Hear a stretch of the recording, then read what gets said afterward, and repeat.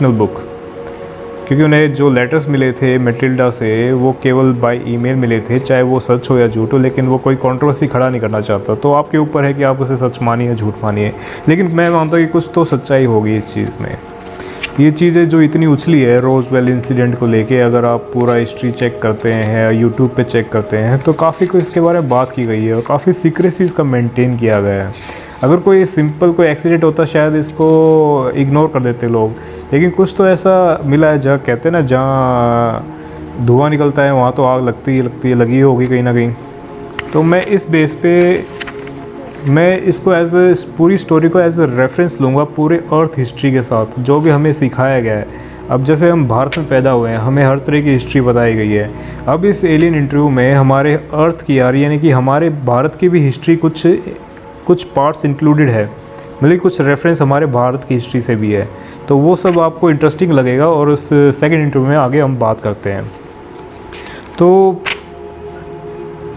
उससे नेक्स्ट सवाल पूछा गया कि हाँ, अब एलियन ने क्या था कि उसने इंटरव्यू स्टॉप कर दिया। तो उसने एलियन जो था, जो पायलट था, उसका नाम एरियल था, और उसने अचानक बात करना बंद कर दिया। तो बात करने के लिए सभी ने ट्राई किया कि क्यों नहीं बात कर रहा। कईयों ने कहा कि इस नर्स को चेंज करो, जो कि मैटिल्डा डोनल है, उसको कह रहे उसको रिप्लेस करो। रिप्लेस करने के लिए नए नए साइकिक इंटरप्रेटर लेके आए, जिनमें कोई साइकिक एबिलिटीज़ थी, और कुछ हाँ, एक इंडियन पर्सन भी लेके आया जो कि फेमस है काफ़ी, जिसका नाम है जिदू जे कृष्णमूर्ति। वो कृष्णमूर्ति जिसको एनी बेसेंट ने तैयार किया था as a second coming of I don't know Buddha, कि वो एक एज ए बुद्धा लोगों के सामने एक स्पिरिचुअल गुरु बन के आए। तो वो जिदू कृष्णमूर्ति काफ़ी इंटेलिजेंट, काफ़ी अवेयर, और उनके पास कुछ साइकिक कैपेबिलिटीज़ थी। तो वो सब देखते हुए उनको भी बुलाया गया और उनसे इंटरव्यू कराने की कोशिश करी। लेकिन जिदू कृष्णमूर्ति काफ़ी इंटेलिजेंट, काफ़ी काइंड हार्टेड होने के बाद भी वो उनसे कम्युनिकेट नहीं कर पाए। तो देखा कि शायद नर्स से ही कम्युनिकेट करेगा, तो उसको छोड़ के, तो नर्स ने उससे पूछा कि आपने कम्युनिकेशन क्यों बंद कर दिया। तो नर्स को जवाब आता है कि इट इज़ सिंपल वर्ड्स में बोलता है वो एलियन, या बोलती है, क्योंकि अभी जेंडर स्पेसिफिक नहीं है। वो कहती है, एलियन कहता है, no, stop, others, hidden, covered, secret, fear. मतलब कहने का है कि जो हम लोग हैं, यानी कि जो मिलिट्री में थे, वो डरे हुए हैं, एक तो ट्रस्ट नहीं करते उस एलियन पे। उन मिलिट्री में सीक्रेट है, इंटेंशन है, उनके सीक्रेट इंटेंशन है जो कि छुपे हुए हैं, और उस एलियन से खासकर डरते हैं। तो मैटिल्डा और डोनल मैक्लोरे जो थी वो काफ़ी क्यूरियस थी सीखने में, समझने में, और उसको भी अथॉरिटी में, जो कि मिलिट्री में, ट्रस्ट नहीं था। मिलिट्री ऑफिसर जो थे काफ़ी नर्वस भी थे, और सबसे ज़्यादा बड़ी चिंता कारण था कि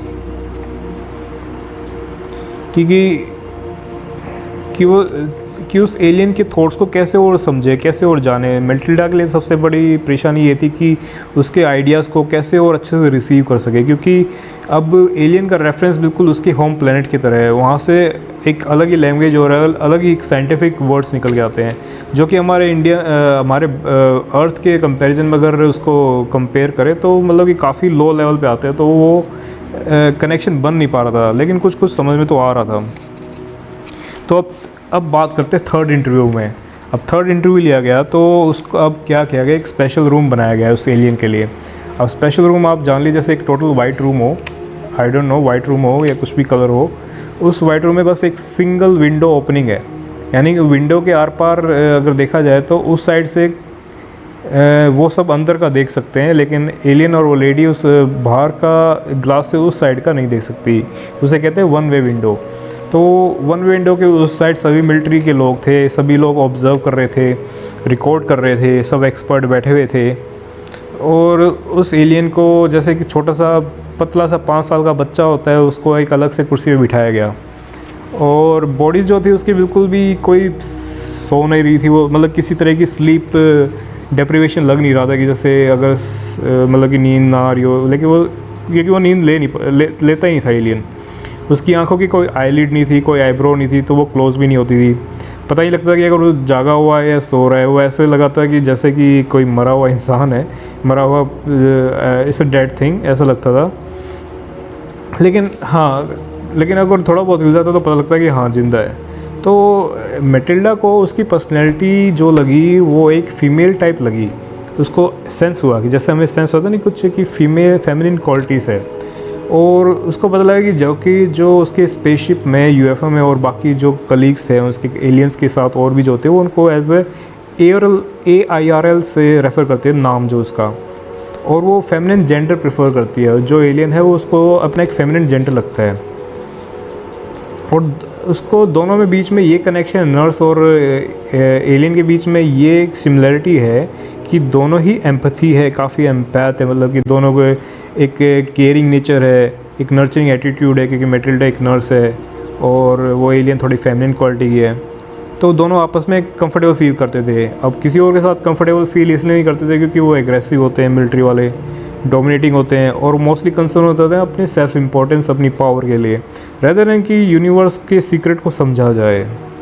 अब बात ऐसी है कि यूनिवर्स के सीक्रेट के लिए कोई काम नहीं करना चाहता, कोई समझने की कोशिश करता, क्योंकि इसको समझने के लिए तुम्हारे ब्रेन का फंक्शन जो है वो अलग ही लेवल पे होना चाहिए। एटलीस्ट मतलब एक हम क्या है, एक बफ़र बना के चलते हैं, हम बफ़र में वही एंटर करने देते हैं जो हमारे आसपास एनवायरनमेंट से रिलेटेड हो। अब अगर हम कुछ ऐसी चीज़ें बता दें जो too good to true to be believe, कि बिलीव करने के लिए हमें सामने होता भी देख ले तब भी शायद बिलीव ना करें, तो ऐसी सिचुएशन होती है हमारे साथ। अब बात करते हैं अब थर्ड इंटरव्यू में क्या बात की गई, राइट। हाँ, तो उन सब इंटरव्यू में देखा गया कि सवाल पूछा गया, पहला नहीं मतलब इस थर्ड इंटरव्यू का फर्स्ट सवाल पूछा गया उस एलियन से, क्या आप अर्थ लैंग्वेजेस रीड कर सकते हैं, कुछ राइट कर सकते हैं, लिख सकते हैं या पढ़ सकते हैं? तो एलियन का जवाब होता है नहीं। फिर पूछा जाता है कि एलियन से क्या आप कोई नंबर या मैथमेटिक्स जानते हैं? तो एलियन का आंसर होता है हाँ, क्योंकि मैं ऑफिसर हूँ, एक पायलट हूँ और एक इंजीनियर भी।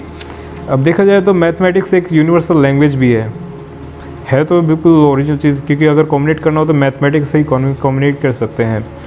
फिर पूछा गया सवाल कि क्या आप कुछ ड्रॉ कर सकते हैं, लिख सकते हैं कोई सिंबल, पिक्चर जो हम अपनी लैंग्वेज में ट्रांसलेट कर सकें? तो एलियन ने कहा कि इट इज़ नॉट पॉसिबल। तो फिर सवाल पूछा गया कि कोई साइंस और कोई ऐसा कम्युनिकेशन मेथड है आपके पास जिसकी वजह से हम ज़्यादा अच्छे से समझ पाए? तो एलियन का जवाब था नहीं। तो ये सब देखा गया कि मैटिल्डा को समझ में आया कि हर चीज़ ट्रू नहीं है। उसने एक हर चीज़ को मतलब कि खुल के नहीं बताया, क्योंकि उसको लगता है कि एज ए प्रिकॉशनल एलियन सब कुछ उनको डिटेल नहीं दे सकता अपने होम प्लेनेट के बारे में, कुछ भी ऐसी चीज़ें, क्योंकि as a part of to be an enemy line you have, if you ना अंडर टॉर्चर, अगर आप टॉर्चर में भी है तो आप कुछ रिवील नहीं कर सकते, केवल अपना नाम, रैंक और सीरियल नंबर। फिर सवाल पूछा गया उसके बाद सेकंड सेशन में, क्या आप अपने मैप पे, किसी मैप पे अपने प्लेनेट को अपने स्टार सिस्टम में कहीं दिखा सकते हैं? तो उनका जवाब होता है नहीं। अब मैटिल्डा को लगा कि ये फिर से इन्होंने कहते हैं ये एलियन बता सकता है लेकिन ये बता नहीं रहा किसी तरह भी, और अगर बताना भी चाहे तो बहुत मुश्किल है, क्योंकि अर्थ से तो काफ़ी दूर है। अर्थ के अभी तक जितने भी आसपास स्टार सिस्टम देखे गए हैं उसमें तो बिल्कुल भी इंक्लूडेड नहीं है। फिर पूछा गया कि आपके लोगों के, यानी एलियन के जो भी उनके सिस्टम, जो उनके भी उनके साथ जुड़े लोग हैं, उनके जो भी उनको, क्या वो उनसे कांटेक्ट कर, क्या उनको लोकेट कर पा सकते हैं? मेरा कहने मतलब कि एलियन के जितने भी, अगर उनके लगा लो कि रिलेटिव्स है या फिर कलीग्स है, क्या उसको लोकेट कर सकते हैं तुम्हें? तो नहीं, कितना टाइम ले सकते हैं आपको लोकेट करने में? तो एलियन का जवाब होता है अननोन, इसके बारे में पता नहीं। तो कितना टाइम लग सकता है यहाँ तक आने में, ट्रैवल करने में? तो उनके लिए तो मिनट्स और आवर्स की बात है, काफ़ी दूर से आ सकते हैं। और सवाल पूछा कि हम कैसे उनको अंडरस्टैंड करें, उनको समझाएं कि हमारा कोई नेगेटिव इंटेंशन नहीं है, कोई ऐसा हार्म करने का इंटेंशन नहीं है। तो एलियन का जवाब होता है कि अपने इंटेंशंस क्लियर होते हैं, अगर आपके माइंड में इमेजेस वगैरह अगर साफ़ है तो पता लग जा वो तभी पता कर लेंगे। फिर सवाल पूछा है कि अगर आप बायोलॉजिकल नहीं हो तो आप अपने एलियन से पूछा कि अगर आप बायोलॉजिकल बीइंग नहीं हो फिर अपने आप को फेमिनिन कैसे समझते हो, आपकी पर्सनैलिटी फेमिनिन कैसे है। तो उनका जवाब सिंपल होता है, क्योंकि एलियन कहता है मैं एक क्रिएटर हूँ, एक मदर भी हूँ और एक सोर्स भी हूँ। तो काफ़ी क्लियर शब्दों में एलियन ने बताया है, हालांकि कोई बायोलॉजिकल वो एक पर्सन नहीं है, बस एक और है चीज़ वो जो नेक्स्ट इंटरव्यू में बताती है। तो कहते हैं मैं हूँ एक क्रिएटर, एक मदर यानी माँ और एक सोर्स, सब चीज़ों की सोर्स जहाँ से वो आते हैं, जहाँ से भी क्रिएशन आता है। तो इतनी बात हुई, उसके बाद अभी हम यहीं क्लोज़ करते हैं या फिर मैं कंटिन्यू करता हूँ थोड़ी देर में। अब आगे बताता हूँ। तो हुआ ये कि एलियन ने कोऑपरेट करना बंद कर दिया। एलियन का नाम है एवरल, AIRL। वो अपने आप को एक फेमिनिन पर्सनैलिटी मानता है। और होता ये है कि एलियन ने कोऑपरेट करना बंद कर दिया क्योंकि उसको लगा कि मिलिट्री के जो लोग क्वेश्चंस लिखते थे वो अनट्रस्टेबल है, उनको भी ट्रस्ट नहीं किया जा सकता, और वो कोई पर्सनल इन्फॉर्मेशन, कोई सिक्योर इन्फॉर्मेशन लीक नहीं करना चाहती थी। तो इस सब को देखते हुए जितने भी मिलिट्री ऑफिशियल्स थे, एक्सपर्ट्स थे, उनके बीच में एक डिस्कशन स्टार्ट हुई कि कंटिन्यू किया जाए इस नर्स के साथ, तो कोई और इसकी जगह आ सकता है। तो काफ़ी हीटेड डिस्कशन हुई। फिर बाद में रिज़ल्ट आया काफ़ी घंटों के बाद कि उस नर्स के साथ ही कंटिन्यू कर देना चाहिए। तो उन्होंने चाहा कि नर्स उससे एक सवाल पूछे कि क्या ऐसा एश्योरेंस चाहिए, क्या ऐसा प्रूफ चाहिए कि मतलब कैसे कोई सेफ्टी प्रिकॉशन चाहिए कि जिससे लगे कि तुम अपने जवाब दे सकते हो। तो वही सवाल उस नर्स ने उस एलियन से पूछा कि क्या ऐसा एश्योरेंस चाहिए, क्या ऐसा प्रूफ चाहिए, किस तरह की सेफ्टी मेजर्स चाहिए कि आपको लगे कि आप हर सवाल का जवाब दे सकें। तो एलियन का जवाब आया उस लेडी के माइंड में एज अ टेलीपैथी कि ओनली शी स्पीक्स, मतलब कि उस नर्स को ही बात करना है, सुनना है, और कोई और नहीं होगा बीच में, और सभी जो है उसके थ्रू, नर्स के थ्रू सीखेंगे, समझेंगे और जानेंगे। तो मेन बेसिकली एलियन चाहता था कि लोग है सीखे, यूनिवर्स के सीक्रेट को जाने, रेदर देन कि ये पावर के पीछे पागल होते घूमें कि पावर चाहिए, ज़्यादा वेपन्स चाहिए, कुछ भी अपना एक। तो वो फिर सब कुछ एक्सपर्ट के साथ डिस्कस किया गया। फिर और भी बैठ के कहा कि अब जो है पूरी तरह से समझने के लिए एलियंस के पॉइंट ऑफ व्यू को, उसके सारे बातों को, उनकी, तो क्या ऐसा किया जाए कि उनकी पूरी मैसेज को समझ सके, क्योंकि नर्स को लग रहा था, उनको लग रहा था कि नर्स इज़ नॉट कैपेबल। तो नर्स भी वो समझ बैठी कि वो भी गिव अप करने वाली थी कि शायद मुझे नहीं समझ में आया पूरी बात। तो फिर किसी एक एक्सपर्ट आया, लैंग्वेज एक्सपर्ट, और उसका नाम था जॉन न्यूबल, और वो जैपनीज़ था और वो लैंग्वेज स्पेशलिस्ट था फ्रॉम नेवी। तो US नेवी से स्पेशलिस्ट था, लैंग्वेज स्पेशलिस्ट। तो उसने एक एक्सप्लेनेशन दिया कि फ़र्स्ट एक्सप्लेनेशन ये है कि फ़र्स्ट प्रॉब्लम जो होती है वो है कि वो बस एलियन जो है कम्युनिकेट करना चाहता है केवल उस मैटिल्डा से, और दूसरी प्रॉब्लम ये है कि for clear and comprehensive communication, यानी कि पूरा क्लियर, अच्छे से साफ़ सुथरी अगर एक अच्छी बात समझ में आए तो उसके लिए चाहिए कॉमन लैंग्वेज, यानी कॉमन सिम्बल्स और साइंस समझने के लिए।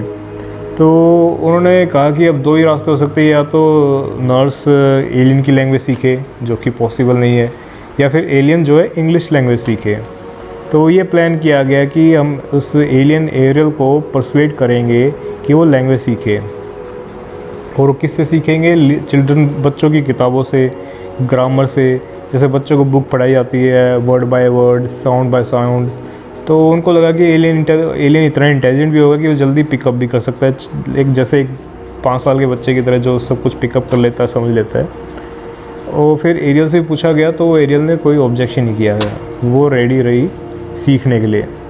अब रीडिंग लेसन स्टार्ट्स होते हैं। तो पहले उनको स्टोरीज से काफ़ी एक अच्छी बुक सर्च की गई पूरे अमेरिकन उसमें लाइब्रेरी से कि कौन सी बुक जो है सबसे बेस्ट है जैसे बच्चों को पढ़ाई जाए। तो वो बुक उसमें से दी गई। तो वो बुक थी, उसमें स्टोरीज़ थी, पिक्चर्स थी। तो फिर वो 14 घंटे हर दिन चलता और लगातार 3 दिन। तो 14 घंटे के बीच में थोड़ा बहुत रेस्ट होता है और थोड़ा बहुत वो अपना ब्रेक लेते हैं। लेकिन जो एलियन है वो कभी ब्रेक नहीं लेता, क्योंकि वो कंटिन्यूस नॉन स्टॉप पढ़ सकते थे, क्योंकि वो सोता नहीं था। तो ऑब्वियस है, वो देखो एलियन की बॉडी बायोलॉजिकल नहीं है, वो ना ही मैकेनिकल है, कुछ खास कंपोनेंट से बनी हुई है जो कि उनके होम प्लैनेट पे अवेलेबल हो।